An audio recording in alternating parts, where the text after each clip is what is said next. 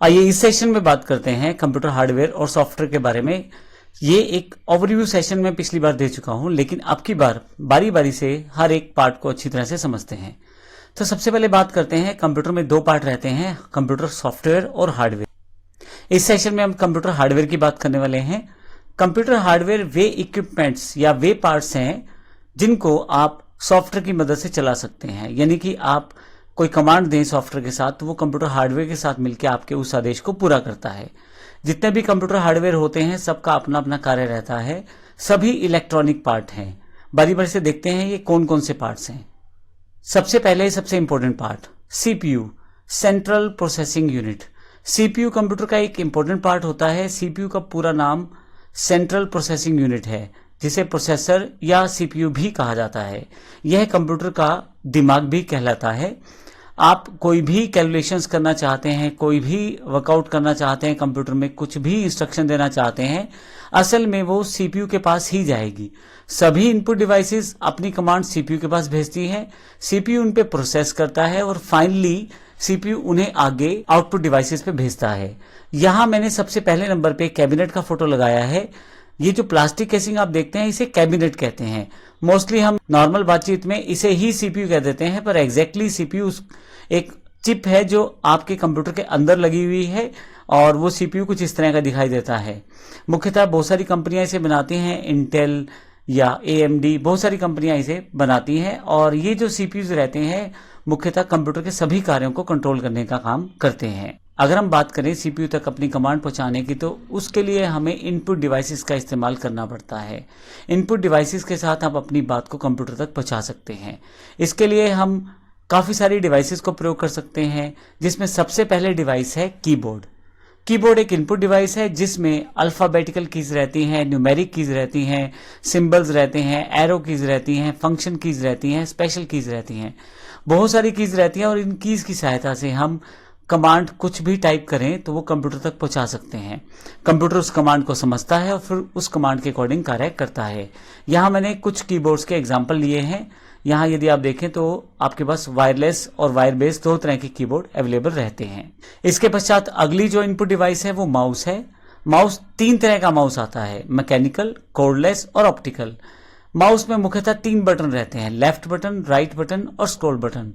तो आपके पास जो माउस रहता है, ये जो मैंने यहाँ जो पिक्चर एक ग्राफिक के रूप में दिखाई है, ये बहुत पुराने माउस, जब शुरुआत में कंप्यूटर आया था तो बहुत पुराने माउस हैं जो मैकेनिकल माउस कहलाते हैं। मैकेनिकल माउस जिनमें बॉल्स लगी रहती हैं। जब आप माउस को घुमाते हैं मैकेनिकल माउस को तो उसके अंदर एक बॉल अवेलेबल रहती है। बॉल को आगे की तरफ घुमाने पर वो अलग तरह का एक सिग्नल क्रिएट करती है, पीछे की तरफ घुमाने पे अलग तरह से वो बिहेव करती है। असल में बॉल एक मैकेनिकल पार्ट है, उसके साथ जुड़ा हुआ इलेक्ट्रॉनिक सर्किट उसको सेंस करता है कि बॉल किस दिशा में घूम रही है। जिस दिशा में वो घूमती है उसी दिशा में आपके जो कंप्यूटर स्क्रीन पे बना हुआ एरो घूमता है। तो इस तरह से मैकेनिकल माउस इसलिए कहते हैं क्योंकि जो बॉल है वो एक मैकेनिकल पार्ट है और जब वो घूमता है तो कहीं ना कहीं वो इलेक्ट्रॉनिक पार्ट के साथ मिलकर इलेक्ट्रॉनिक सिग्नल क्रिएट करता है जो कंप्यूटर तक आपकी इनपुट को पहुंचाता है। तो इस तरह से हम मैकेनिकल माउस का इस्तेमाल करते हैं। बहुत पुरानी कैटेगरी के माउस हैं, इस वक्त मार्केट में ये अवेलेबल नहीं है। इसके अलावा कॉर्डलेस माउस है। कॉर्डलेस माउस में एक आपके पास रिसीवर रहता है और जो कंप्यूटर से जुड़ा रहता है और माउस के अंदर ही एक ट्रांसमीटर होता है। इसमें किसी तरह की तार नहीं होती और पूरा इलेक्ट्रॉनिक सिस्टम रहता है। जब आप माउस को प्रयोग करेंगे तो माउस एक सिग्नल क्रिएट करेगा आगे पीछे घूमते हुए या बटन दबाते हुए। वो सिग्नल कंप्यूटर में लगा हुआ ट्रांसमीटर प्राप्त करेगा और वो ट्रांसमीटर के साथ आप कंप्यूटर को इनपुट दे पाते हैं। असल में आप माउस को उसी तरह से प्रयोग करते हैं जैसे सिंपल माउस प्रयोग करते हैं, लेकिन बस इसका जो प्रारूप बना हुआ है वो कोडलेस बना हुआ है, उसमें किसी भी तरह की तार का इस्तेमाल नहीं हो रहा। केवल आप माउस को प्रयोग कर रहे हैं। माउस के अंदर बैटरी यानी कि सेल का प्रयोग किया जाता है जिससे माउस को पावर मिलती है। इसका एक बड़ा बेनिफिट ये भी रहता है वायरलेस माउस का कि इसमें किसी भी तरह की तार जुड़ी नहीं रहती, तो आप आसानी से माउस को कहीं भी रख के प्रयोग कर सकते हैं। एक थर्ड और सिंपल कैटेगरी जो माउस की वो ऑप्टिकल माउस है। ये एक नॉन मैकेनिकल माउस है लेकिन इसके साथ वायर जुड़ी रहती है। बस यही एक फर्क है, वायर इसमें जुड़ी रहती है। जो पिछला माउस हमने देखा था वो वायरलेस देखा था। इसमें ट्रांसमीटर वगैरह तो कुछ नहीं होता, सिंपल यूएसबी या PS2 आपके पास यहाँ पे कनेक्टर्स रहते हैं। जैसे ऊपर अगर आप देखें तो हरा सा ये जो कनेक्टर है ये है PS2 कनेक्टर कहलाता है, और जो नीचे वाला कनेक्टर है यह USB कनेक्टर कहलाता है। आज की डेट में मुख्यतः माउस USB बेस्ड और वायर बेस्ड और वायरलेस बेस्ड ही अवेलेबल है। PS2 वाले कनेक्टर वाले माउस अब इस वक्त मार्केट से आउटडेटेड हो चुके हैं। और USB माउस का सबसे बड़ा बेनिफिट ये रहता है आप इसे कहीं भी इनपुट कर सकते हैं, जबकि PS2 वाले माउस में एक पर्टिकुलर एक डेडिकेटेड स्लॉट होता था PS2 का, वो लगाते थे जब हम, तभी ये माउस कार्य करता था। ऑप्टिकल माउस में एक छोटा सा लेंस अंदर की तरफ रहता है, जब आप माउस घुमाते हैं तो लाइट जलती है, और इसके साथ साथ आपके ऑब्जेक्ट की स्पीड और डिस्टेंस के आधार पे वो लाइट कुछ सिग्नल्स कंप्यूटर को भेजती है, जिससे कंप्यूटर को इनपुट प्राप्त होती है। इसके अलावा काफी सारी इनपुट डिवाइसेस और हैं, जिनमें जॉयस्टिक असल में एक वीडियो गेम खेलने के लिए प्रयोग किया जाने वाले रिमोट को भी जॉयस्टिक कहते हैं हम। आप जो सिग्नल आप उसे देंगे कंप्यूटर उसे एक्सेप्ट करेगा, और उस तरह के सॉफ्टवेयर जो उससे जुड़ा हुआ है वहां पे उस तरह से परफॉर्म करेगा।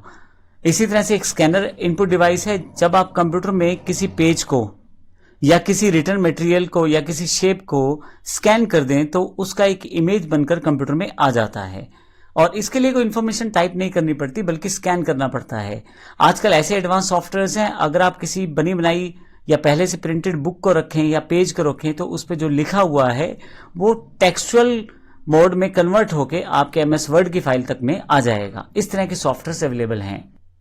इसका अर्थ ये हुआ कि अगर आपके पास मान लीजिए एग्जाम्पल के लिए कोई लेटर पहले से टाइप है और आप उसको अभी टाइप नहीं करना चाहते तो स्कैनर पे रखें, स्कैन करें, पर्टिकुलर सॉफ्टवेयर आते हैं, उनके साथ वो जो स्कैन किया हुआ इमेज है वो टेक्स्ट में कन्वर्ट हो जाएगा, और अब आप उसे MS वर्ड में इंपोर्ट करके टाइप या एडिट कर सकते हैं। तो इस तरह से स्कैनर का प्रयोग हम करते हैं। इसके पश्चात नेक्स्ट जो पार्ट है इनपुट डिवाइसेस में, नेक्स्ट जो एग्जाम्पल है वो बार कोड रीडर का है। बार कोड रीडर क्या करता है, आप अगर कोई सामान लेते हैं, जैसे बिस्कुट लिया आपने या आपने कोई घी का पैकेट लिया, तो आपने ध्यान दिया होगा उस पर कोड दिखाई देता है। उस कोड को यदि आप बार कोड गन से स्कैन करें तो वह कोड एक अलग फॉर्मेट में जिसमें काफी सारी इंफॉर्मेशन छुपी रहती है वो कंप्यूटर स्क्रीन पे ला देता है। जैसे उस प्रोडक्ट का rate, date of manufacturing, date of production, और या ये लगा के चलें डेट ऑफ एक्सपायरी, बहुत सारी इंफॉर्मेशन उस पर रहती है। वो सारी की सारी इंफॉर्मेशन उस बार कोड रीडर गन से उसे रीड कर लिया जाता है और उसे कंप्यूटर के पास